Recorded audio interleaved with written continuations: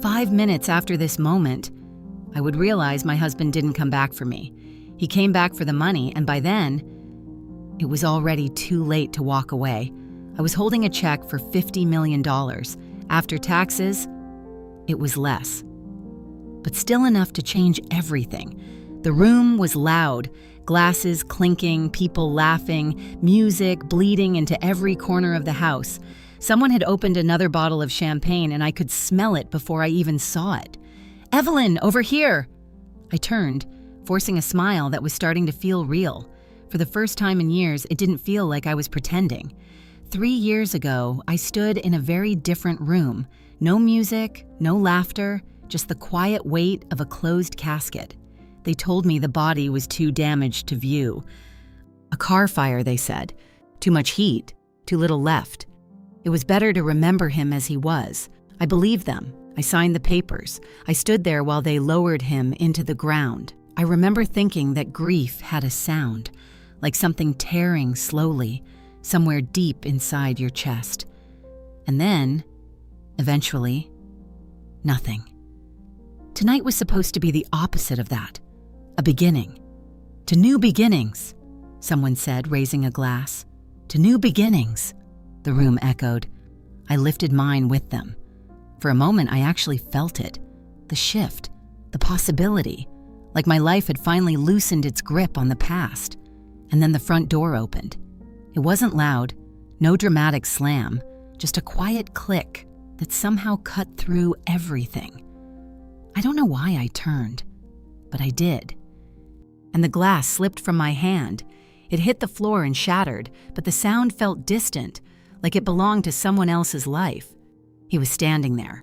For a second, my brain refused to process it. It tried to rearrange the image into something that made sense. A stranger, a coincidence, someone who just looked like him. But it didn't work, because I knew that face. I had memorized every line of it once, every shift in expression, every silence. Daniel Carter, my husband, the man I buried 3 years ago. He didn't look like a ghost. He didn't look lost or confused or broken. He looked normal, calm, steady, like he had just stepped out for a walk and decided to come back. The room behind me kept moving, people laughed. Someone started another story. A chair scraped against the floor. No one noticed him. No one turned. It was like he existed in a different layer of the same space, visible only to me. He closed the door gently behind him, not in a rush, not nervous, just careful. Then he looked at me, not with surprise, not with emotion, with recognition, like he had expected this moment to happen exactly this way. My chest tightened, but not in the way I remembered from grief. This wasn't pain. It was something colder, something sharper. He took a step forward. I stepped back. Still, no one noticed. That was the part that felt the most wrong. Not that he was alive, but that the world hadn't stopped to acknowledge it. "Evelyn," he said. My name sounded strange in his voice. Familiar, but misplaced. Like hearing an old song in the wrong setting. I tried to speak. I don't even know what I was going to say. "You're dead. You can't be here. What is this?" Nothing came out. He shook his head slightly. "Don't." Just one word. Quiet. Controlled. And somehow, enough to stop me. My throat closed. He glanced around the room, taking in the party, the people, the noise. Then his eyes moved back to me, and then to the check in my hand. That's when something shifted. It was subtle. Almost nothing. A small change in his expression. The faintest curve at the corner of his mouth. Not relief, not joy. Recognition. Understanding. Like he had just confirmed something. A slow, deliberate step brought him closer. Not enough to draw attention. Just enough to make it impossible for me to pretend this wasn't happening. "We need to talk," he said. It wasn't a suggestion. It wasn't even a question. It was a conclusion. Behind me, someone called my name again. Laughter followed. Music swelled. Everything was still moving, still alive, still celebrating, but none of it reached me anymore. Because standing in front of me was a man who wasn't supposed to exist. And he wasn't here because he missed me. I could feel that already. 3 years ago, I thought I had lost everything. Tonight, I thought I had gained it all back. But as I stood there, staring into the eyes of a man I had buried, I realized something else. This wasn't a miracle. This wasn't a second chance. This was a plan. And whatever I had just won was the reason he came back. I didn't follow him right away. I stood there for a few seconds longer than I should have, staring at the space where he had just been. He hadn't disappeared. He hadn't dissolved into anything unreal. He had simply walked past me, like he belonged here. "Evelyn?" someone said, touching my arm. "You okay? You just dropped." "I'm fine," I said too quickly. My voice didn't sound like mine. It was thinner, tighter. I forced a smile, nodded, said something I don't remember, and set the check down on the table like it suddenly weighed too much to hold. Then I turned. He was already at the end of the hallway, waiting. Of course he was. I followed him. Each step felt wrong, like I was walking into something I had already survived once. The hallway was darker than the living room. The noise faded with every step until it became a dull hum behind the walls. He stepped into the study. I stopped at the doorway. For a moment, I just looked at him. 3 years of absence, of silence, of grief that had hardened into something manageable. And now he was standing in my house, in my life, like none of it had happened. "Close the door," he said. I didn't move. "Evelyn." That tone. It hadn't changed. That quiet insistence. Not loud, not angry, just certain that I would listen. I reached back and closed the door. The click sounded louder than it should have. For a second, neither of us spoke. I studied him. No scars, no burns, no trace of the fire that supposedly took his life. His hair was a little shorter, his face slightly leaner, but otherwise, exactly the same. "You're supposed to be dead," I said. It came out flat, not emotional, just a statement. "I know," he replied. No hesitation, no apology, just acknowledgement. Something cold settled in my chest. "Then explain it." He exhaled slowly, like he had already gone through this conversation in his head. I didn't have a choice. I almost laughed. Almost. "That's not an explanation." "It's the truth." I took a step closer. "No," I said. "The truth is, I buried you." My voice sharpened without me meaning it to. "I signed the papers. I stood over that coffin. I watched them lower you into the ground." I paused. "So either you're not him, or everything I was told was a lie." He didn't react to the accusation, didn't defend himself, didn't argue. He just watched me. "That body wasn't mine," he said finally. The words landed without impact at first, like my brain refused to assign them meaning. Then it did, and everything tilted. "What?" "They needed it to be convincing," he continued. "Fire helps with that." My stomach turned. "They?" A flicker of something passed through his eyes. Not fear, not regret, calculation. "People I owed," he said. "People who don't accept late payments." I stared at him. "You faked your death because of debt?" It was more complicated than that. "Then make it simple." Silence stretched between us. Behind the walls, someone laughed loudly. The sound felt distant, almost unreal. He stepped closer. Not enough to touch me, just enough to lower his voice. "I was going to leave," he said. "Disappear. Start over somewhere they couldn't find me." "And me?" I asked. It came out quieter than I expected. He didn't answer immediately. That was answer enough. Something inside me shifted. Not breaking, not yet, just moving.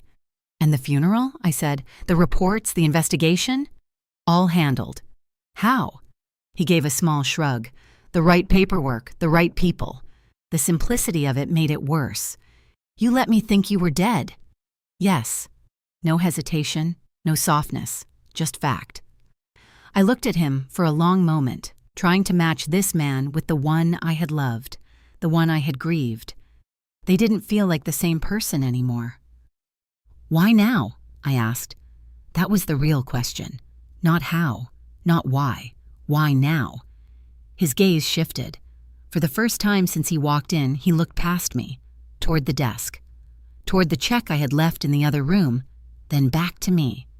You know why? I felt it before I understood it. That same cold, precise feeling from earlier. You saw it, I said. He didn't deny it. It's public record, he replied.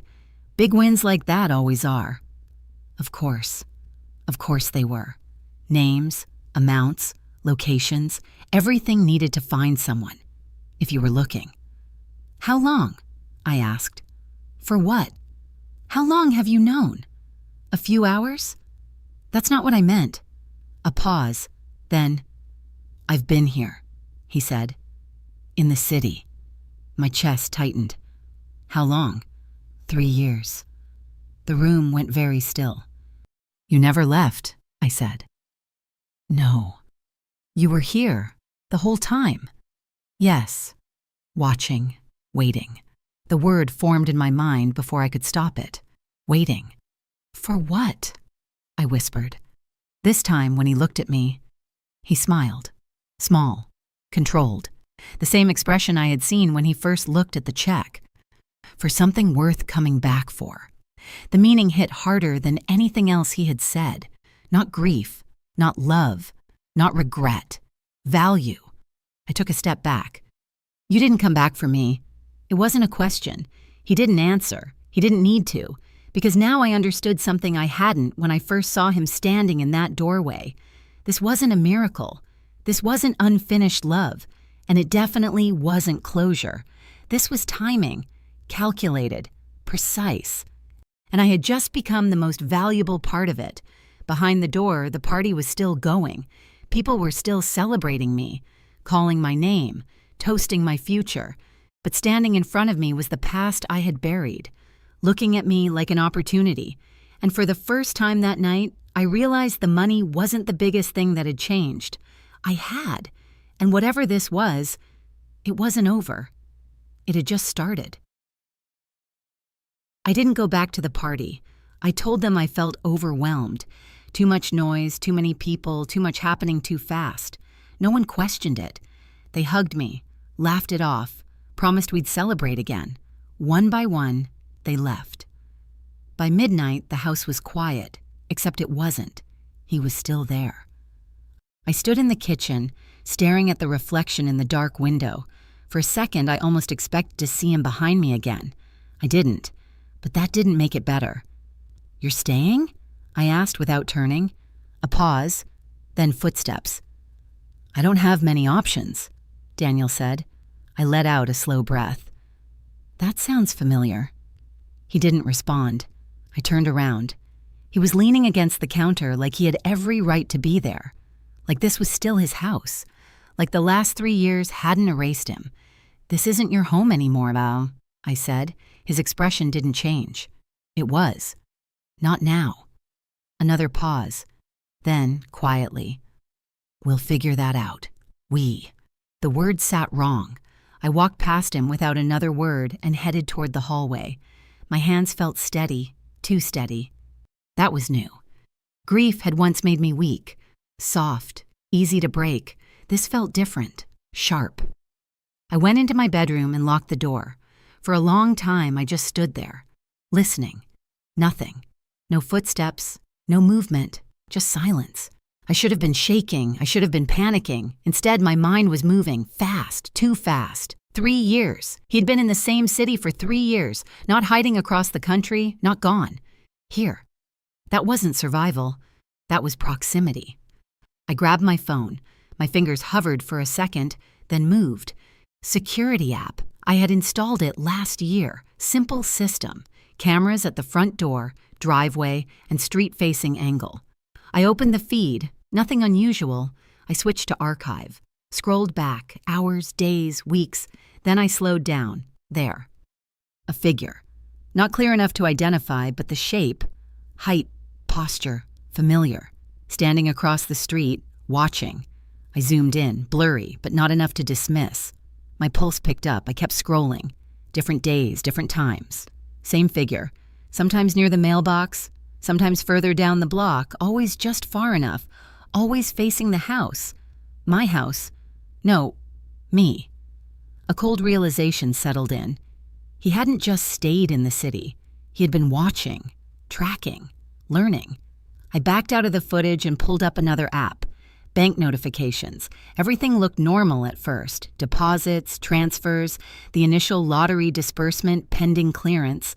Then I noticed something small, a login, not from my usual device. Time-stamped earlier that evening, right around the party. My stomach tightened. I opened the details. Location, local, device, unknown. I stared at the screen for a long second. Then I locked my phone. Slowly, carefully, because now I understood something else. This wasn't a man showing up after 3 years. This was a man who had never left. There was a soft knock on the door, once, then again. Evelyn. His voice was calm, too calm. We should talk about this. I didn't answer. Another pause. Then, you've already started checking, haven't you? My breath caught. Silence. You always do that, he continued. You verify before you react. I moved toward the door, slowly. Stopped just short of unlocking it. How long were you outside my house? I asked. No answer at first, then, long enough. That's not a number. No, he said. It's not. My hand tightened on the handle. You were watching me. Yes. No hesitation, no attempt to soften it, just truth. And somehow, that was worse. For 3 years? I asked. Not constantly. I closed my eyes for a second. That's not better. I needed to know you were okay. I almost laughed. Almost. You faked your death, I said. You let me bury you, and you're telling me you were worried about me? Another pause. Then, I needed to know when to come back. There it was. Not concern, not love. Timing. I opened the door, just enough to see him. He was standing exactly where I imagined he would be, not leaning anymore, not casual, focused, watching me the same way he had watched the house. What triggered it? I asked. He didn't pretend to misunderstand. The money, he said. Of course. Public record, he added. Name, amount, location. Every word precise, efficient. You saw it and came straight here. Yes. How fast? A few hours. That tracked. Too well. I studied him. Really looked this time. Not as the man I lost, but as the man who had been observing me without my knowledge for 3 years. You planned this, I said. No. Don't lie to me. A flicker of something passed through his expression. Not guilt, annoyance. I planned to survive, he said. This is opportunity. The word echoed. Opportunity. That's what I was, what the money was. Not a reunion, not even a complication. A variable, something to use. I opened the door fully now. We stood facing each other, no distance left. No, I said quietly. This is a problem. For you, he replied. A chill ran through me. And for you, I said, holding his gaze. If I decide it is. That was the first moment he hesitated. Small, almost invisible, but real, good. Because now he understood something too. I wasn't the same person he left behind.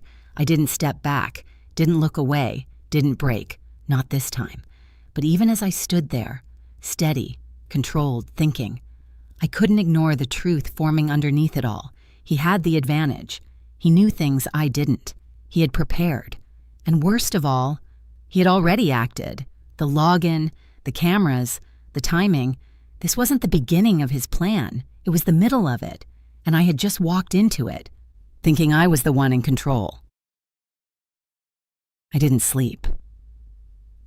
I lay in bed with my eyes open, watching the ceiling shift from black to gray as morning came. Every sound felt amplified, the hum of the refrigerator, the distant passing of cars, the quiet weight of another person inside the house. Daniel didn't knock again. He didn't need to. By sunrise, I already knew this wasn't something I could ignore. I got up, dressed, and walked into the kitchen. He was there. Of course he was. Coffee already made, 2 cups on the counter, like nothing had changed, like this was routine. "You always wake up early after stress," he said without turning. "Couldn't sleep?" I didn't answer. I walked past him, grabbed the cup, and took a sip. Still the same. That almost made me put it down. "We need to define what this is," I said. He nodded slightly, like he had been waiting for that. "Yes, we do." I leaned against the counter, keeping distance between us. "Start talking." He picked up his own cup, took a slow sip, then set it down. "We keep things simple," he said. "No noise, no attention, no mistakes." "That's not a plan," I replied. "That's a warning." "It's both." I watched him carefully. "Try again." A small pause, then, "We share the money." There it was. No build-up, no hesitation, just the core of it. I let out a short breath.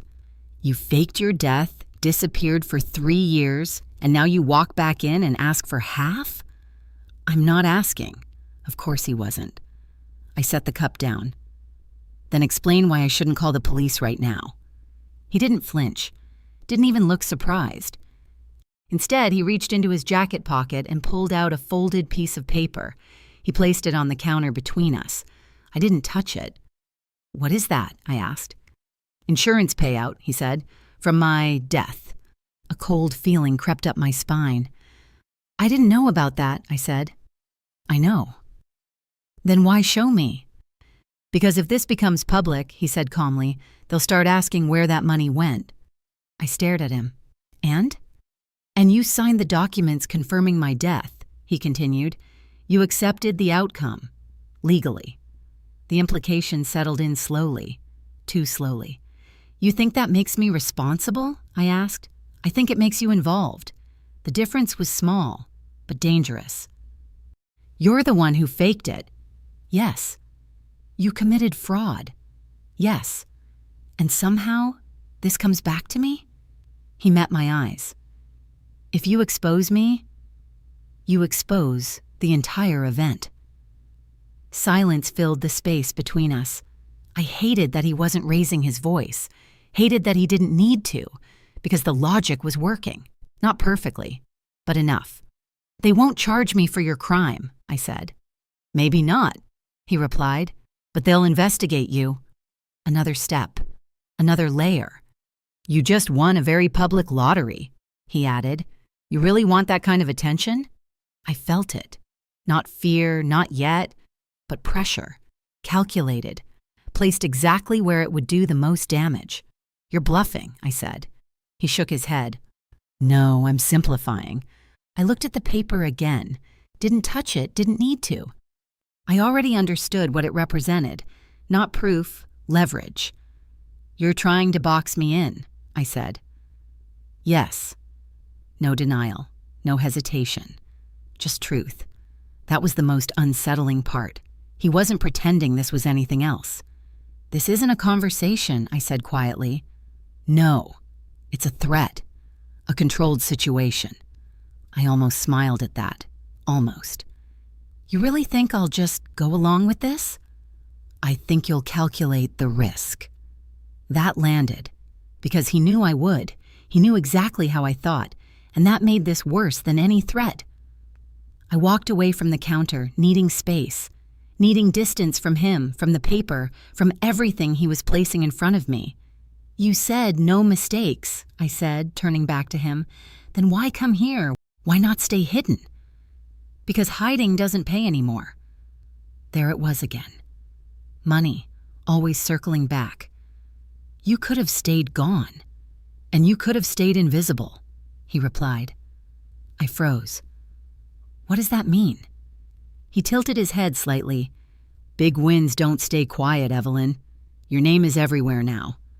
I felt a flicker of something deeper, not just pressure, exposure. "You're not the only one who saw it," he continued, "but I'm the only one who knows you." That was the real threat. Not the law, not the fraud, him. He knew my habits, my patterns, my weaknesses. 3 years ago, that meant intimacy. Now, it meant access. "I'm giving you a clean option," he said. "We handle this privately. No one gets hurt." I looked at him, really looked, at the man I had once trusted, the man I had mourned, the man who had watched me without my knowledge for 3 years and walked back into my life the moment it became profitable. "You don't get to say that," I said. His expression didn't change. "Say what?" "No one gets hurt." A small silence, then, "That depends on you." There it was, not hidden anymore, not softened, just clear. I let out a slow breath. My mind was already moving again, not reacting, calculating. Because he was right about one thing. This wasn't emotional anymore. It was structural, risk, exposure, outcome. And somewhere inside that structure, there had to be a way out. But standing there, in my own kitchen, across from a man who technically didn't exist, I realized something else. This wasn't just about money. It wasn't even just about control. This was about containment. He wasn't just trying to take something from me, he was trying to make sure I couldn't leave. And for the first time since he walked back into my life, I understood the shape of it. This house, this situation, this maintenance. It wasn't safety. It was a system. And I was already inside it. The house felt different the next morning. Not physically. The walls hadn't moved. The furniture hadn't changed. Sunlight still came through the same windows at the same angle. But something underneath it all had shifted. I noticed it the moment I stepped into the living room. 2 new cameras, small, clean, installed near the corners of the ceiling. They weren't there before. I stopped walking. "Don't," Daniel said from behind me. I didn't turn. "Don't what?" I asked. "Don't make it obvious." A pause. Then I slowly continued forward like I hadn't noticed anything. My heartbeat was steady. Too steady. "How long?" I asked quietly. "Since early this morning." So, while I was asleep, of course. I sat down on the couch and picked up my phone, scrolling through nothing. "Security upgrade?" I said. "Yes. For what?" "For you." I almost smiled. "That's generous." "It's necessary." I glanced up just for a second, enough to confirm what I already knew. The cameras weren't just watching the doors, they were watching me. "Who installed them?" I asked. "Someone who doesn't ask questions." That tracked. Everything about this did. "Remove them," I said. "No. Simple. Flat. Final." I set my phone down. "Then we have a problem." "We already had one." I leaned back, letting the silence stretch, testing it, feeling it. He didn't rush to fill it. That meant he was comfortable. That meant he thought he was ahead. Good, because that made him predictable. "I checked my accounts," I said. "I know." Of course he did. "There was a login." "Yes." "From you?" "Yes." No denial, no hesitation, just confirmation. My fingers tightened slightly against my leg. "You don't have access," I said. "I do now." That landed heavier than anything else, not because of what he said, but because of how easily he said it. "How?" I asked. "A lot of your information didn't change," he replied. "You're consistent." Consistent. Another word for predictable. Another word for vulnerable. I nodded slowly. "Fix that," I said. "No." I looked at him. "You're not asking." "I'm not." There it was again. That quiet certainty. That assumption that this was already decided. I stood up, walked toward the window. Outside, everything looked normal. Neighbors, cars, a man walking his dog, the same world I had been living in. Unaware. "I moved the funds," I said. A beat. Then, I saw. I turned. His expression hadn't changed. "You didn't move enough," he added. I held his gaze. Enough for what? For it to matter. So he was tracking everything, every move, every adjustment. Good. That meant he cared, and if he cared, he could be pressured. "You're not getting half," I said. "I am." "No." "Yes." The conversation didn't escalate, didn't rise. It stayed exactly where it was, flat, controlled. That made it worse. "You don't have a legal claim," I said. "I don't need one. You're relying on intimidation." "I'm relying on reality." Silence again. Then, "Your lawyer," he said. I felt it, that shift, small, sharp. "What about him?" I asked. "He's not just yours." I didn't react, didn't move, but inside, everything tightened. "Be careful," Daniel continued. "You're not the only one adjusting to this." I turned away from him again, toward the window, toward the outside world that suddenly felt very far away. Richard Hale. Of course, I should have seen that sooner. Too smooth, too neutral, too careful with his words. "You planned further ahead than I thought," I said. "No," Daniel replied. "I adapted faster than you expected." That was closer to the truth, and that made it more dangerous, because it meant he wasn't locked into one plan. He was flexible, responsive, watching, just like he had been for the last 3 years. "You're not in control," I said. He didn't respond right away. Then, "I don't need to be." I turned back to him. "What does that mean?" "It means you're contained." The word hit harder than anything else he had said. Contained, not controlled, not owned. Contained, like something that couldn't be allowed to move freely. "This house," he continued, "your accounts, your exposure, all of it keeps you where you are." A slow breath filled my lungs. "You're wrong." "Am I?" "Yes." He tilted his head slightly. "Then leave." Just 2 words, no challenge, no aggression, just a suggestion. I didn't move, didn't answer. Because we both knew it wasn't that simple. Not with the money, not with the investigation risk, not with everything tied to my name now. He saw it. Of course he did. That moment of stillness, that fraction of hesitation, and he understood exactly what it meant. "That's what I thought," he said quietly. Something cold moved through me. Not fear, not panic, clarity. Because now the structure was visible. Not just to him, to me. This wasn't about taking the money. It wasn't even about sharing it. It was about making sure I couldn't step outside the system he had built. The cameras, the accounts, the lawyer, the timing, all of it working together. Not loud, not obvious, just effective. I walked past him, slowly, deliberately, toward the hallway. "Where are you going?" he asked. I didn't stop. "To make a mistake," I said. A pause behind me, then "That would be unwise." I kept walking, because for the first time since he came back, I wasn't reacting anymore. I was moving, and whether he realized it yet or not, that changed everything. I didn't leave the house. Not yet. Instead, I went into the guest room and closed the door behind me. Not locked, just closed. A small difference, but an intentional one. If he checked, it would look normal. If he listened, it would sound like compliance. I sat down at the desk and opened my laptop. Not my main one, the old one. The one I hadn't used in over a year. No banking apps, no saved passwords, no synced data. Clean. I powered it on and waited. Slow boot. Outdated system. Exactly what I needed. If Daniel had access to my current devices, then anything predictable was already compromised. He had said it himself. I was consistent. That ended now. I opened a browser and didn't log into anything. Just searched. Names, records, old reports. Daniel Carter, accident, fire, insurance. The same articles I had read 3 years ago came up again. Same language, same conclusions. Vehicle found burned. Driver presumed deceased. Identification based on personal effects. No direct confirmation. No visual identification. At the time, it had felt like mercy.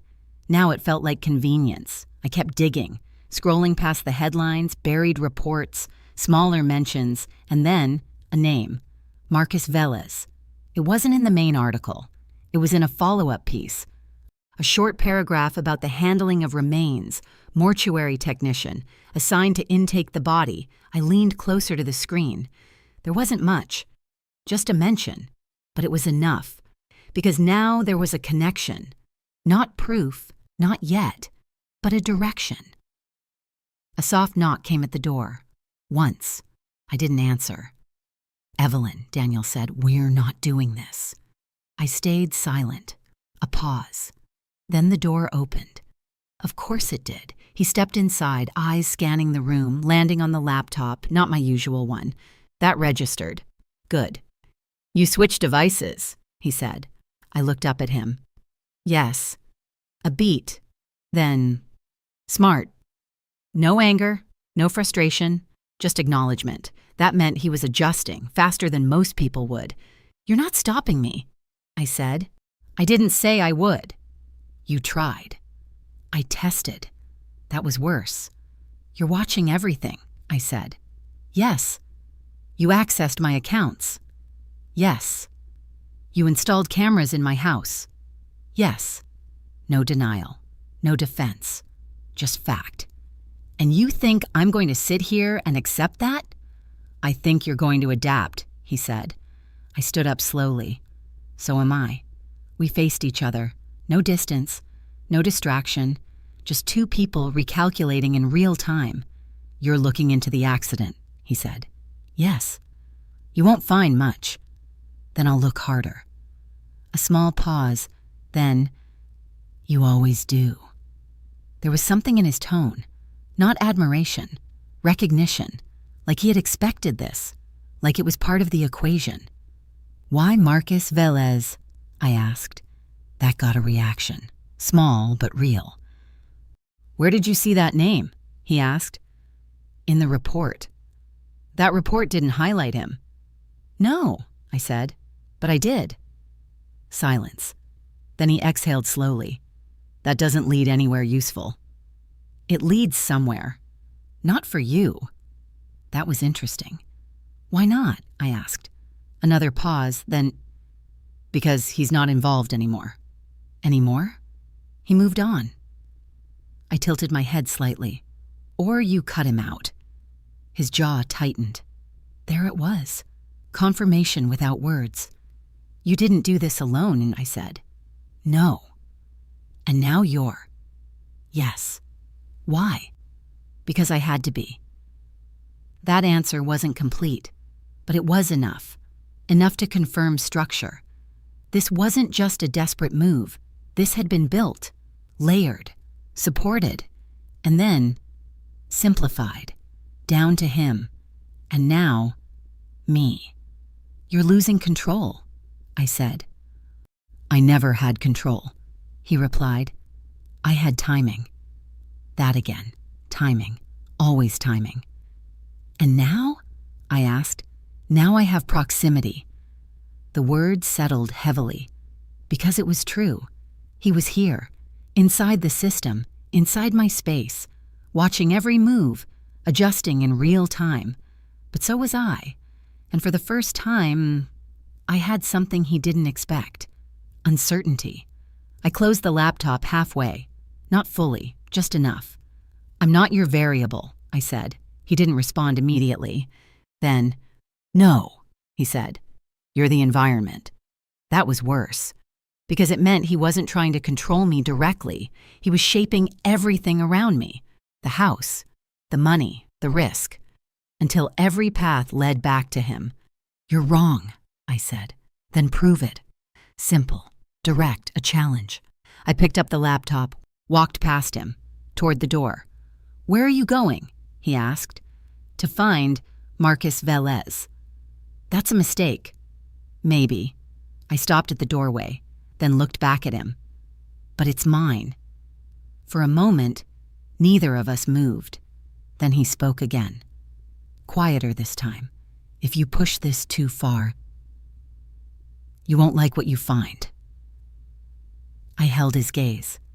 That makes two of us. And then I walked out. Not because I had a full plan, not because I knew exactly what came next, but because standing still was no longer an option. He had built a system, contained, controlled, closed. But every system has a flaw, a point of entry, a place where it wasn't designed to be tested. and Marcus Velez felt like one of them. I didn't drive straight to him. That would have been too easy, too expected. Instead, I drove past the address first, slowly, once, then again. The building matched the records, small, aging, tucked between a laundromat and a closed storefront, the kind of place people passed without noticing. Good. That meant it hadn't changed. People who stay invisible don't upgrade. They stay where they're overlooked. I parked 2 blocks away, not in front, not close. Then I waited, 5 minutes, 10, watching the street. The windows, the rhythm of people coming and going. No one stood out, no one watched me. But that didn't mean I wasn't being watched. I stepped out of the car, walked the rest of the distance on foot. Every step felt deliberate, not rushed, not hesitant, controlled. The door to the building was unlocked. That told me something immediately. Careless or confident. I went inside. The hallway smelled faintly of cleaning chemicals and something older underneath. The lights flickered once, then steadied. Unit 3B. I stopped outside the door, listened. Nothing. Then I knocked. Once. No answer. I knocked again. A pause. Then movement. Locks shifting. The door opened just a few inches. A man looked out. Mid-40s. Tired eyes. The kind of face that avoided attention by default. "Yeah?" he said. "Marcus Velez?" I asked. He didn't answer, but the hesitation was enough. "I need to talk to you," I continued. "No," he said immediately. "You don't." The door started to close. I put my hand against it. "3 years ago," I said, "you processed a body from a car fire." That stopped him. Just enough. "I don't remember cases," he replied. "You should remember this one." Another pause. Longer this time, then, "You shouldn't be here." That wasn't denial. That was fear. "I already am," I said. His eyes shifted. Not at me. Past me. Scanning the hallway. Checking. "Did he send you?" Marcus asked. There it was, confirmation. "No," I said. "I found you." That made it worse. For him. Because that meant this wasn't controlled. This wasn't planned. This was exposure. He opened the door slightly wider.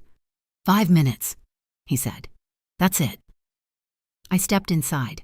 The apartment was small, sparse, clean in a way that felt temporary, like someone who never planned to stay long. Marcus closed the door behind me and locked it. Then he turned. "You shouldn't be here," he repeated. "You said that already." "I meant it." "So do I." He exhaled sharply, running a hand over his face. "You don't understand what you're walking into." "I think I do." "No," he said. "You don't." Silence settled between us. Then I said it. "He's alive." Marcus froze. Not subtle, not controlled. Full stop. "I know," I added. Slowly he looked at me. Really looked. And whatever he saw made something shift. "You're his wife," he said. "Was." "Still are," he replied. "That's not how this works." "It is, if he says it is." That told me everything I needed. Daniel wasn't just involved, he was still controlling the narrative, even here. "He told you I'd come?" Marcus asked. "No." "Then how did you—" "I paid attention," I said. "Something you should have done." A flicker of irritation crossed his face, then faded. "You need to leave," he said. "Not yet." "Yes. Now." "No." We stood there, neither of us moving. Then I stepped closer, lowered my voice. "The body," I said. "It wasn't his." Marcus closed his eyes briefly. Just a second, but enough. "You signed off on it," I continued. "You made it official." "I followed procedure." "That's not true."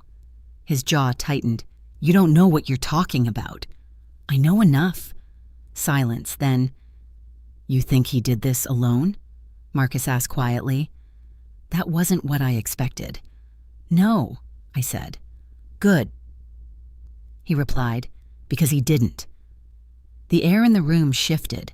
He wasn't protecting himself anymore. He was warning me. "Who else?" I asked. Marcus shook his head. "No names." "I'm already involved. You're already in danger." "That's not new. You don't understand the scale. There's always a scale." His eyes locked onto mine. "This one doesn't stop with him." That landed. Deeper than I expected, because it changed the structure. This wasn't just Daniel's plan. He was part of something bigger, or had been. "And now?" I asked. "Is he still connected?" A long pause. Then, "No." "Why not?" Marcus hesitated, then said, "Because he became a risk." That shifted everything again. "A risk to who?" No answer. "Marcus." Nothing.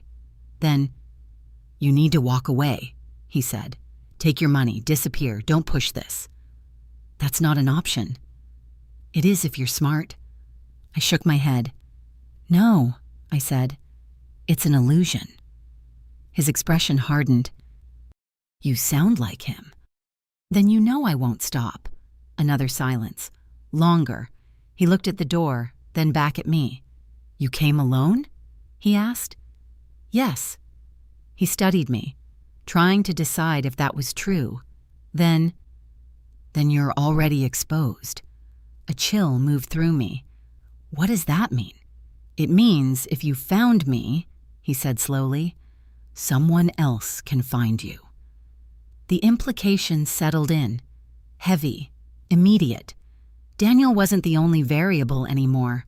There were others. Unknown, unseen, and possibly watching. I stepped back slightly. Not fear, adjustment. "Tell me everything," I said. Marcus shook his head. "I can't." "You can." "I won't." "Then I will." His eyes narrowed. "What does that mean?" "It means I keep going," I said, "with or without you." A long pause. Then he sighed, defeated. Or maybe resigned. "You're already in it," he said quietly. "Yes. And you still don't see it. Then show me." He looked at me for a long moment, then said, "This wasn't just about him disappearing." "I know. It was about something being moved." I felt it. That shift. The next layer. "What?" I asked. He didn't answer right away. Then, "Money," he said. "Of course, but not mine. Something older, something bigger.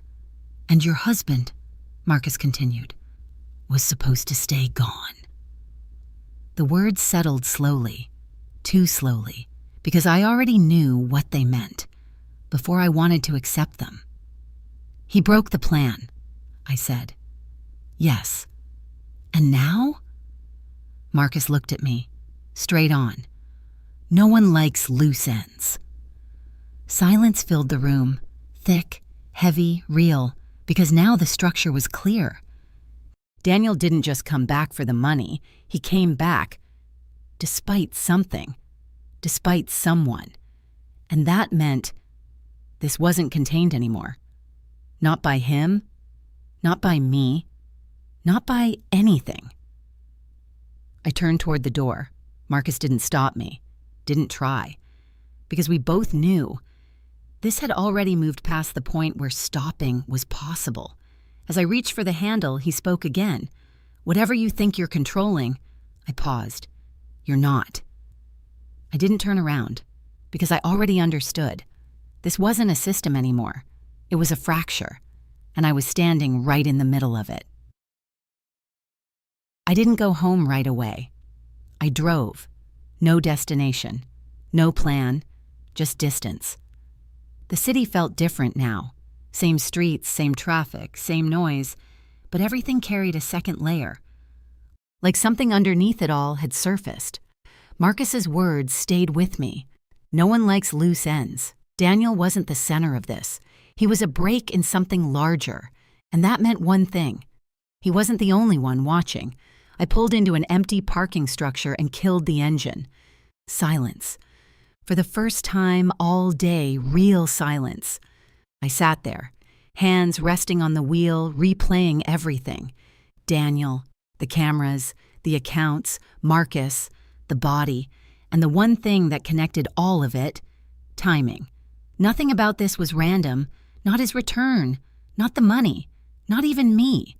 I reached into my bag and pulled out my phone, not the main one, the second one, the one I had activated an hour ago. Clean number, no history. I dialed. It rang twice. Detective Laura Kim. Her voice was calm, direct. 3 years ago, I said, there was a car fire case. A man named Daniel Carter. A pause. I remember it, she said. Good. That case needs to be reopened. Another pause. That's not how this works, she replied. I have evidence it was staged. Silence. Then, who is this? I didn't answer. Instead, I'll send you a location. I ended the call, not a conversation, a trigger. I put the phone down, waited. 3 minutes later, a message came through. Send it. Good. I typed the address. Marcus's building. Then I sent a second message. Come alone. I didn't wait for a reply. I started the car and drove back home. The house was quiet when I walked in, too quiet. No music, no movement, just stillness. Daniel was in the living room, sitting, watching. You went out, he said. Yes. Where? Driving. A pause. Then, you didn't take your main phone. I met his eyes. No. Something flickered. Small, but real. Good. You're adjusting, he said. So are you. Silence stretched between us. Then I stepped further into the room. We need to finish this, I said. We already did. No, I replied. We outlined it. A beat, then, and now? Now we close it. His expression didn't change. How? I took a slow breath, then said, I agree. That got his attention, not visibly, but enough. To what? He asked. To your terms. A pause, longer this time. You're not that predictable, he said. No, I replied. I'm that practical. Silence. He stood up, slowly, carefully, studying me. What changed? He asked. Scale. That was enough. He understood. Marcus had been right about one thing. This was bigger than either of us, and Daniel knew it. You talked to someone, he said. Yes. Who? It doesn't matter. It does. It doesn't. Another silence, then. You're accelerating, he said. I'm ending it. He watched me for a long moment, then, that's dangerous. So is waiting. A beat. Then he nodded slightly. Okay, he said. Then we do it your way. That was too easy, which meant it wasn't. Tonight, he added. Tonight, I agreed. Another pause, then, where? He asked. I held his gaze. Here. That changed something. Small, subtle, but there. Because now, he didn't control the environment. We stood there, facing each other. Two people who understood exactly what the other was capable of, and neither of us pretending anymore. It happened fast, not all at once, but fast enough. A knock at the door. Sharp, deliberate. Daniel turned slightly, not surprised, but alert. I didn't move. Expecting someone? He asked. Yes. That was all I said. Another knock, louder this time. Open it! A voice called out. Police. Daniel's eyes shifted back to me. Not panic, not fear, recognition. You set this up, he said. Yes. You're risking everything. No, I replied. I'm ending it. A beat. Then, you think this saves you? I know it frees me. Silence. Then the handle turned. The door opened. Detective Laura Kim stepped inside. 2 officers behind her. Her eyes moved quickly, landing on Daniel, stopping. Daniel Carter, she said. Not a question, a statement. 3 years of a closed case. reopened in a single moment. Daniel didn't run, didn't argue. He just looked at me, long, steady. And then he smiled, not wide, not dramatic, just enough. "You always verify," he said quietly. I didn't respond, because this time I already had. The officers moved in, hands on him. Control, restraint, procedure, clean, efficient. But even as they secured him, I could feel it. This wasn't over. Not really, because Daniel wasn't the whole system. He was just the part I could reach. As they led him toward the door, he stopped, just for a second, and looked back at me. "You didn't win," he said. I held his gaze. "I didn't need to." He studied me, then, "You just made yourself visible." The words settled. Heavy, real. Then he was gone. The door closed, and the house fell silent again. But this time, it didn't feel contained. It felt open, exposed.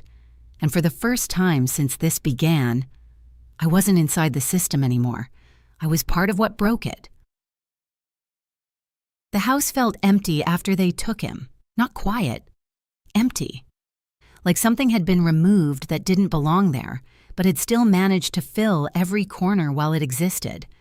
I stood in the doorway for a long time after the police left, the same doorway where he had walked in, alive, calm, certain, and now, gone again.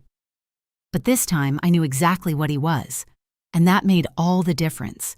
The investigation moved fast, faster than I expected, maybe because it had been waiting. Detective Laura Kim came back the next morning.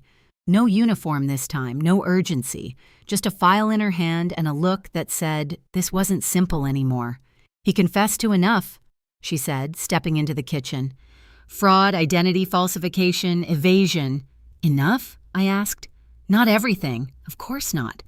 There are gaps," she continued, "and people he won't name." I nodded. "I know." She studied me for a moment. "You want to tell me how you knew where to look?" "No." A small pause. Then, "Fair." She didn't push. That told me something. She already had enough to move forward, or she knew pushing me would complicate things. "Your situation," she said, setting the file down, "is delicate." That's one way to put it. "You confirmed his death," she added. "Signed legal documentation." I believed it. I know. A beat.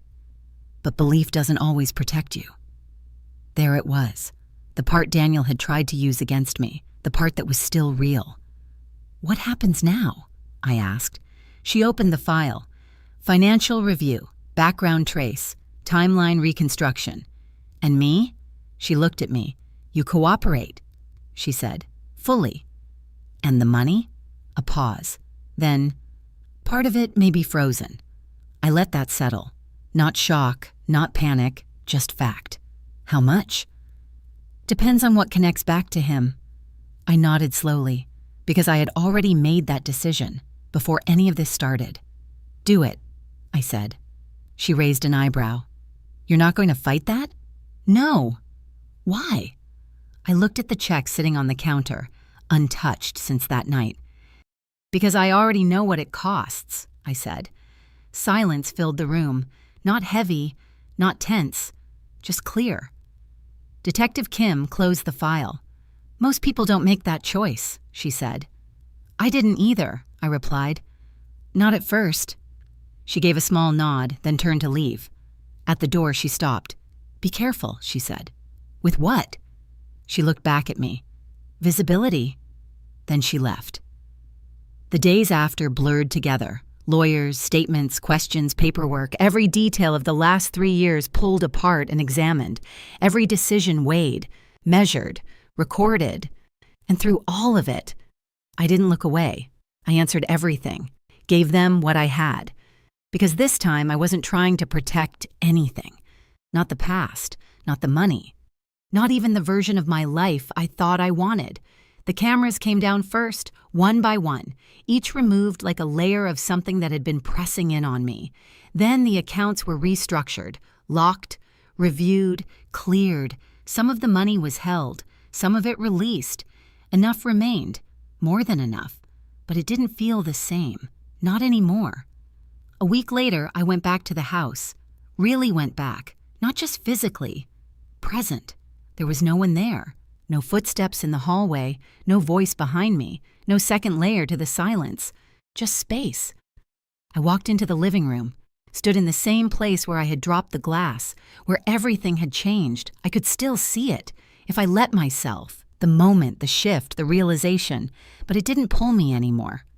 It didn't hold me, because now I understood something I hadn't before.